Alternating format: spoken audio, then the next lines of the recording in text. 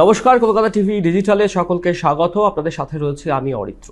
বর্তমানে কৃত্রিম বুদ্ধিমত্তা বা আর্টিফিশিয়াল ইন্টেলিজেন্স বা এআই, যেটাই যেভাবে বলুন না কেন, যেমন জল যেভাবেই যে ডাকুক না কেন, জল জলই হয়। সেই এআই এবার পুলিশিং সিস্টেমে আসতে চলেছে। হ্যাঁ, অনেক রাজ্য, অনেক জেলায়, অনেক ক্ষেত্রতে এআইকে ব্যবহার করা হচ্ছে, কিন্তু মহারাষ্ট্রে পুলিশিং সিস্টেমের মধ্যে এআইকে অন্তর্ভুক্তি করা এক চমকপ্রদ ঘটনা। আর এই পুরো প্ল্যানিংটা করেছেন আইপিএস অফিসার নবদীপ আগরওয়াল। ঠিক কী পরিকল্পনা করেছেন, এআই দিয়ে কিভাবে কাজ করবেন মহারাষ্ট্রের এই পুলিশ কর্মীরা বা মহারাষ্ট্রের একটা বিশেষ জায়গার পুলিশ আধিকারিকরা, ডিটেলস আপনাদের বলবো, পুরোটা শেষ পর্যন্ত দেখুন। যেটা জানা যাচ্ছে যে এই আইপিএস অফিসারের মস্তিষ্ক প্রসূত ধারণা এবং সেখান থেকে প্যাটার্ন তৈরি করে এআই এর মাধ্যমে স্মার্ট পুলিশিংয়ের ক্ষেত্রে জোর দিতে চাইছে মহারাষ্ট্রের একটা পুলিশ বিভাগ।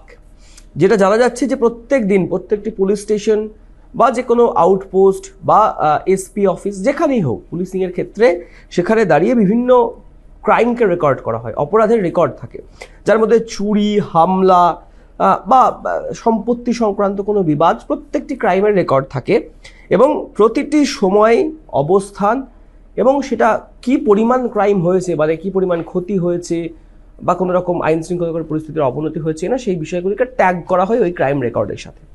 এবার এই বিষয়গুলি এতদিন পর্যন্ত একটা এক্সেল সিটির মধ্যেই হতো বা কাগজে হতো বা জেনারেল ডায়েরি বুক যেগুলি রয়েছে সেখানে, সেই জায়গা থেকে বেরিয়ে একটু স্মার্ট পুলিশিংয়ের ক্ষেত্রে নজর দিতে চাইছে এই সংশ্লিষ্ট পুলিশ কর্তারা।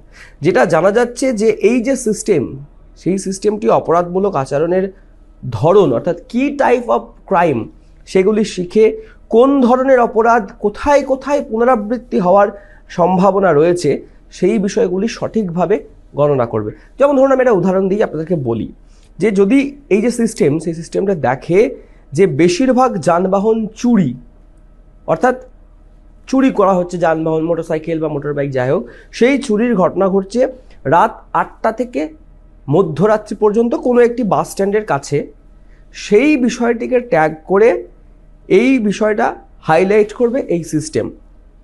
এছাড়াও পুলিশ কোথায় পেট্রোলিং করবে, পুলিশ কোথায় যাবে, ঘন ঘন তল্লাশি করবে, সেই বিষয়গুলো কিন্তু এই সিস্টেম ঠিক এইভাবে জেনারেট করবে। এছাড়াও ডেটা, স্মার্ট পুলিশিংয়ের ক্ষেত্রে ডেটা বা কোন কোন রাস্তায় পুলিশ পেট্রোলিং করবে, টহল দেবে, সেই সমস্ত কিছুই কিন্তু এই এআই বেসড সিস্টেম নির্ধারণ করে দেবে। কি জানা যাচ্ছে যে এই প্রোগ্রামটি, এই সিস্টেমের যে প্রোগ্রাম, সেই প্রোগ্রামটা একটি স্ক্রিনে বিন্দু সংযোগ করার পরিবর্তে বাস্তবের যে রাস্তা, আমরা অনেক সময় দেখি পুলিশের যারা ইন্টেলিজেন্স বেসড কাজ করেন তারা কিছু ডট ডট ডট দিয়ে একটা ম্যাপিং করার চেষ্টা করেন এরিয়ার, সেটা না, এই এআই বেসড সিস্টেম কি করবে, একটা বাস্তবে যে রাস্তা রয়েছে সেই রাস্তাটাকেই দেখিয়ে দেবে, ওই ডট ডট নয়, একদম রাস্তার একটা ধারণা দেবে।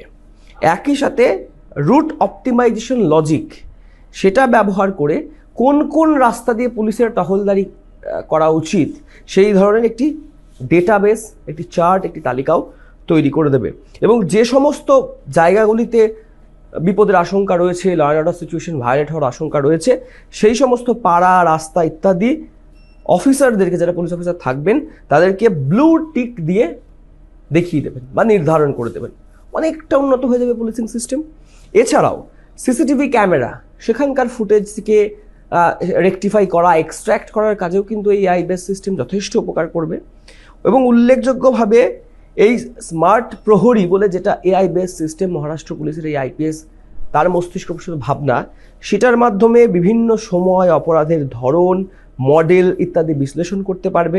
এবং এটাও বিশ্লেষণ করা যাবে যে ধরুন শুক্রবার রাত্রি বা শনিবার রাত্রি বা রবিবার রাত্রি, কোনো একটি দিনে রাত্রি 9টার পরে কোন এলাকাতে কোন কোন ধরনের অপরাধ বৃদ্ধি পায়, সেটাও কিন্তু এই স্মার্ট প্রহরী এআই বেস সিস্টেম নির্ধারণ করবে এবং এটি স্বয়ংক্রিয় একটি সিস্টেম হবে।